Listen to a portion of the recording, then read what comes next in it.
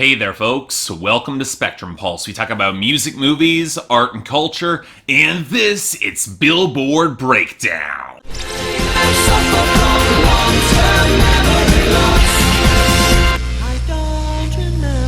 So I didn't really have a good feeling about this week going in, mostly because I knew it was coming. I knew that we were getting the first half of Future's 2 albums in 2 weeks mistake, and when you follow it with the Chainsmokers working with Coldplay, Linkin Park working with Kiiara, and Lana Del Rey, I was gearing up for a real disaster. And that's before I found out about our biggest new arrival, but yeah, we'll get to that. But in the meantime, let's look at a part of the Hot 100 charts that doesn't appear like a waking nightmare, and that is our top 10. Right now, it looks like Shape of You by Ed Sheeran is gearing up to be a real powerhouse, dominant on the radio, in sales, and on-demand streaming, on YouTube, and it also doesn't show any signs of losing momentum, which is good because I still really like this song. It might not be Castle on the Hill, but it still is pretty great. And while Bad and Bougie by Migos and Lil Uzi Vert, it's holding its own with streaming dominance and okay radio, it is nowhere close to the YouTube or sales to be competitive, almost analogous to the problem of I Don't Want to Live Forever by Zayn and Taylor Swift being forced back to number 3. Because while it does have radio, it took sales and on-demand streaming losses, which are not a good sign at this stage of the game if it wants to get any higher. And that makes it vulnerable to the considerable radio gains for That's What I Like by Bruno Mars, up to number 4, which has monstrous sales and is only lagging on streaming. A well-timed YouTube video could blow this competition wide open. And somehow, despite losing in every category, Closer by the Chainsmokers featuring Halsey is holding on to number 5. I'm presuming it's because it's not losing fast enough to break the margin against Paris by the Chainsmokers at number 6, which has better sales and a bit of radio traction, but it just doesn't have the weight to it right now, particularly in streaming, to compete beyond where it is. Similar case for Love on the Brain by Rihanna at number 7. Considerable radio, but it's got nothing else considerable in streaming or sales to back it up. The second it loses airplay, it's gonna be out of the top 10. Then we have Change the Rhythm by Katy Perry and Skip Marley, slipping slightly off its debut to number 8. And I'm honestly not really sure about its prospects. It's got some YouTube and picked up airplay, but it's not really picking up streaming to compensate for the sales slip right there. I'm not certain this will be the big comeback that Katy Perry needs right now. Now compare it to Bounce Back by Big Sean, which lived up to the title to rebound up to number 9 thanks to strong streaming and a radio presence that compensates for its pretty much non-existent sales. Again, it does have a little bit of promise, as I do like the song. I like that it's sticking around. Finally, we've got Bad Things by Machine Gun Kelly and Camila Cabello, which is really only here thanks to radio inertia, and given how it's starting to lose even that, it's no surprise that it slipped down to number 10. I suspect it's going to be out of the top 10 sooner rather than later. Thank God for that. That song sucks. But on that note,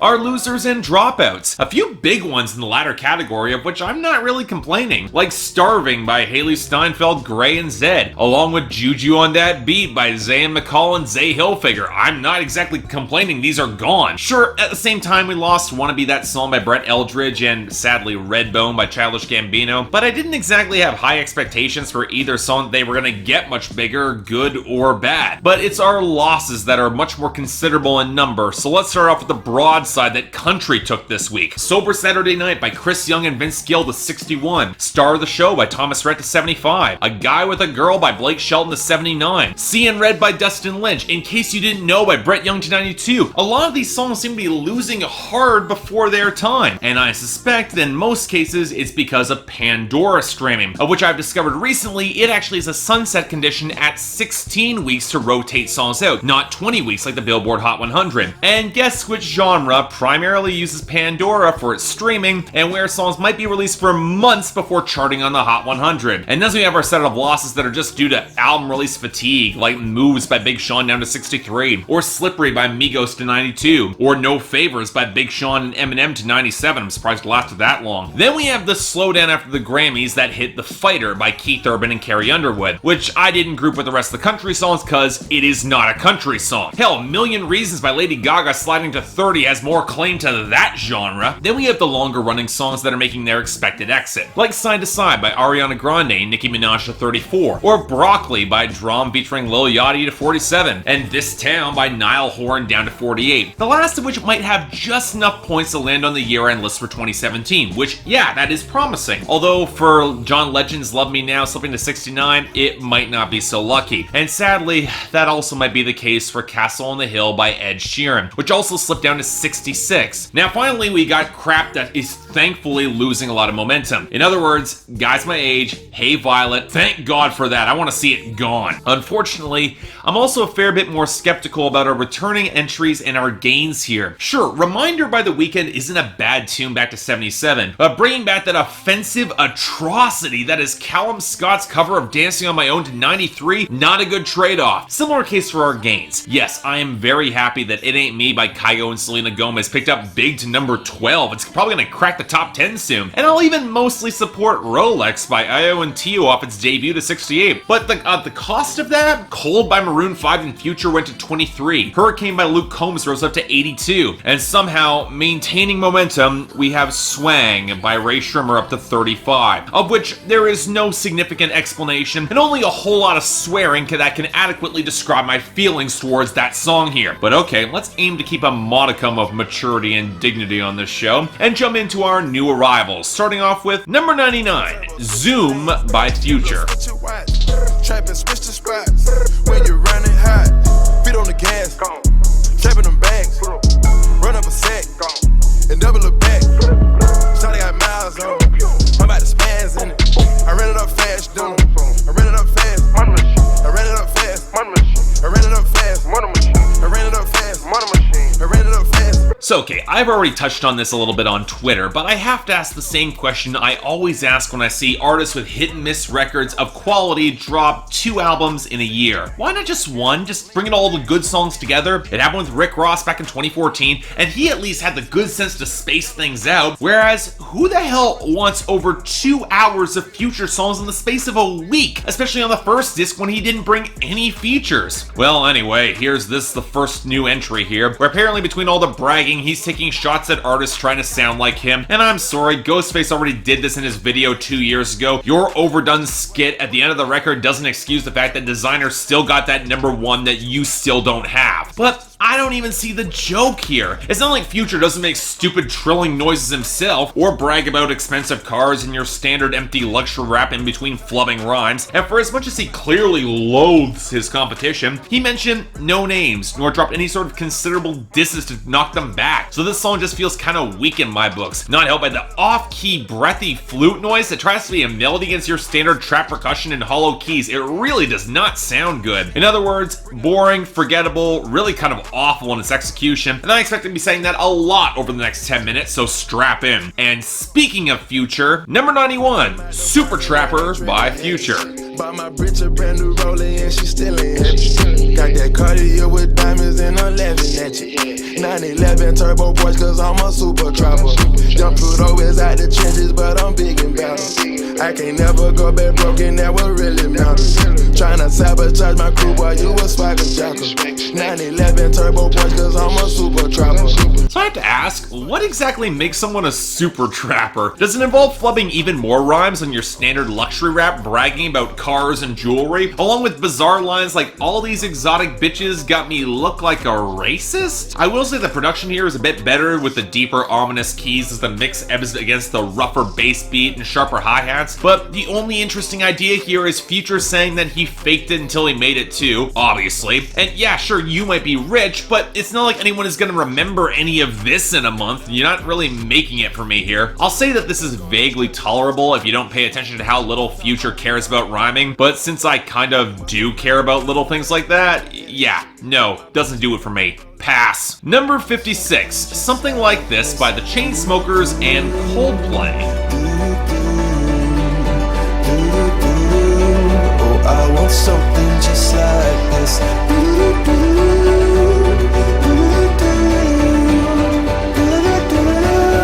Oh, I want something just like this. I feel like I've I've heard about this Chainsmokers Coldplay collaboration for months now. Maybe it was a remix or something that got a lot of YouTube traction, or maybe it was something with Chris Martin, I can't tell. The momentum behind this song drowned out all the others, so what did we get with the whitest team up possible? Well, honestly, it's actually a pretty decent song. Easily the most earnest the Chainsmokers have ever been. Definitely helped by Chris Martin taking on all the vocal duties and clearly some of the writing. It's a song that balances wistful desires to be bigger than oneself and accepting that someone wants you for who you are right now, not for those big dreams. Of course, it never really hits any sort of greater climax because instead of actually describing and owning what he is, Chris Martin kind of fills space on the hook with doot-doot-doos, and the Chainsmokers drop into this fizzy synth progression that isn't remotely interesting on a melodic level. I will say the pianos carry the best melodies here, particularly on the pre-chorus, but the second that guitar solo came in on the outro, which of course is placed behind the synth drop because the Chainsmokers can't produce anything right, I remembered that I would much rather just hear this as a Coldplay song, not behind an EDM duo who, when they aren't being insufferable, just don't add that much personality to a track. From the sounds of this and Paris, they're looking to pursue more of an earnest direction on that upcoming debut album. Yeah, okay, we'll see how that turns out, but overall, this ain't bad. I don't mind it. Number 54, Rent Money by Future. I just fucked a rapper, bitch, I should did show. Got the Mac 11 cocky, got the kick too. Serving nigga like no busy in my house shoe. The baby mama fuck me better when the rest do.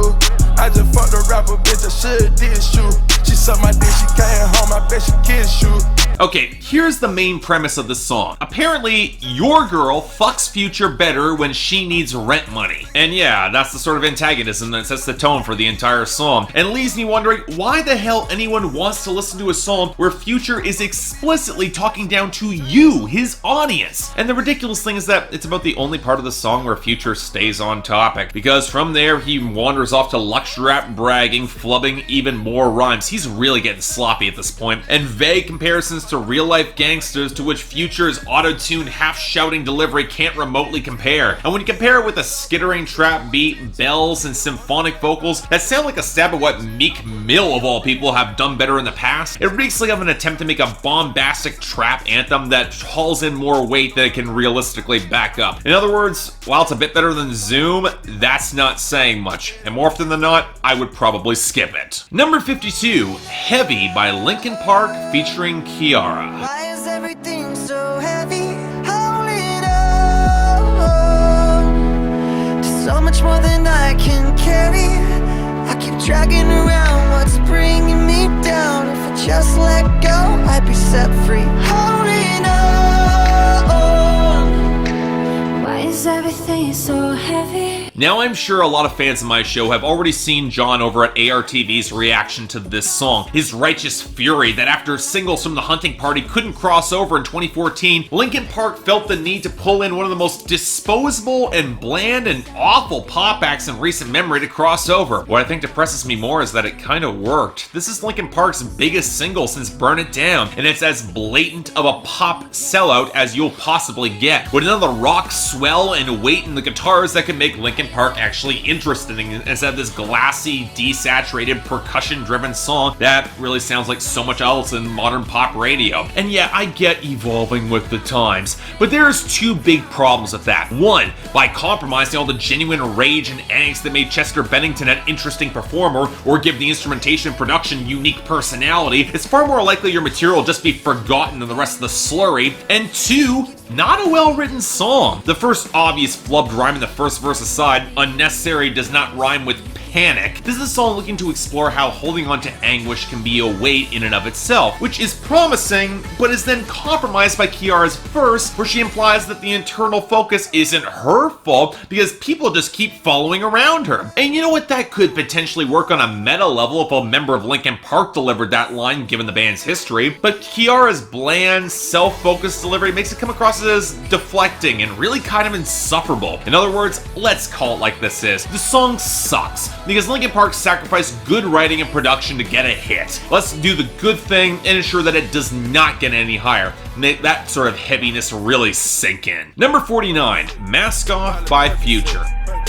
Percocet, Miley Percocet, rep the set, gotta rep the set, chase a chick, never chase a bitch, mask on, fuck it, mask on, mask on.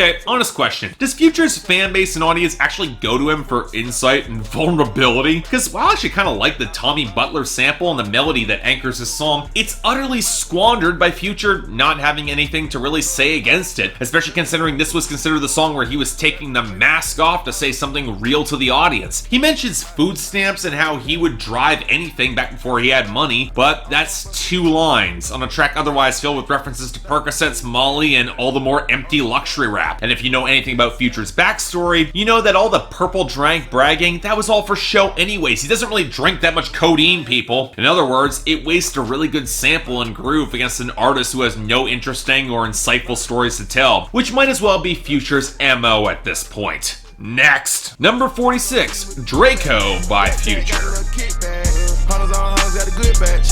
You ain't never ever get your bitch back. You ain't never ever get your bitch back. You ain't never ever get your bitch back.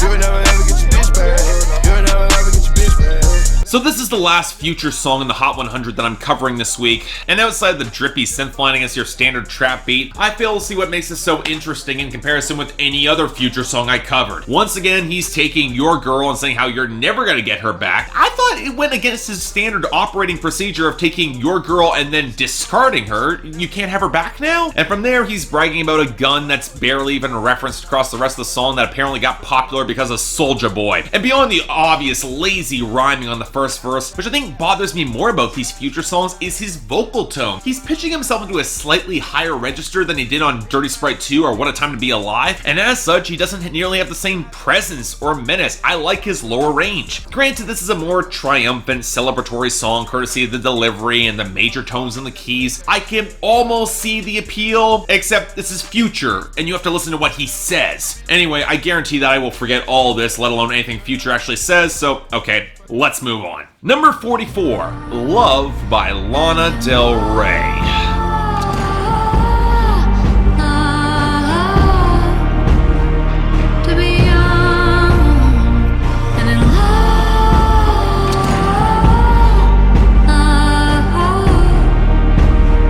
So I've developed a bit of a reputation surrounding my comments on Lana Del Rey over the last 2 albums of hers that I've reviewed. Neither was all that good, for the record, and feel increasingly irrelevant the more I just listen to Julia Holter, who approaches a very similar style with so much more poise and maturity and intelligence. But that is not saying I wasn't curious that she dropped a new single, and yeah, this is her best song in years. Yeah, I have to say I'm a little bit surprised too, but it seems like someone finally clued her into sticking with her fuller, more soulful, lower range, and it pays a pretty solid dividend here. I'm not wild about the breathy bridge and post-chorus, but she at least is finally back in the right ballpark, and the mix blend and balance is pretty interesting too, with the echoing upright bass that when paired with what sounds like the shrill synth echoes and sparse drums, it does a pretty solid job marrying old school glam with modern tones. It really doesn't sound like anything she's done before. I kinda dig it. And even the lyrics are on point, speaking to her younger audience, romanticizing their youth and lived-in experiences, even if nothing's really happening in their lives right now, which in the final hook that she then mirrors in herself. It's a nice, well-framed parallel, and all of it adds to probably her best song in the last 5 years. But hey, if she can tap into more of this, hell, I might actually review and like that next album after all. This is a really good song. I like it. Check it out. Number 41, How Would You Feel Paean by Ed Sheeran. Spending my life falling deeper in love with you. So tell me that you love me too. So thus far, Ed Sheeran's been batting 2-2 with his singles from Divide, and with the new promotional track driving the album's release on Friday, I was waiting for the slip-up, to be honest. The point where he shows that even despite promise, he's not gonna totally escape the acoustic blandness that has weakened his last 2 albums. And with this love song intended for his girlfriend, complete with a guitar solo from John Mayer, an overly smooth production from Benny Blanco, this looks to be fitting that slot. And look, I'm not gonna deny the sincerity or that John Mayer solo, that it's decent, but there's a part of me that feels that this is all way too polished and elegant for Ed Sheeran, who at his best can tap into a rougher brand of soulful music that's really a lot more interesting. This, it's not bad, but it's also not all that intimate or all that interesting. And while it might fit the thinking out loud mold pretty easily, it's pretty basic, and he's definitely released better. And finally, number 27, Tunnel Vision by Kodak Black. I need me a little baby who won't listen.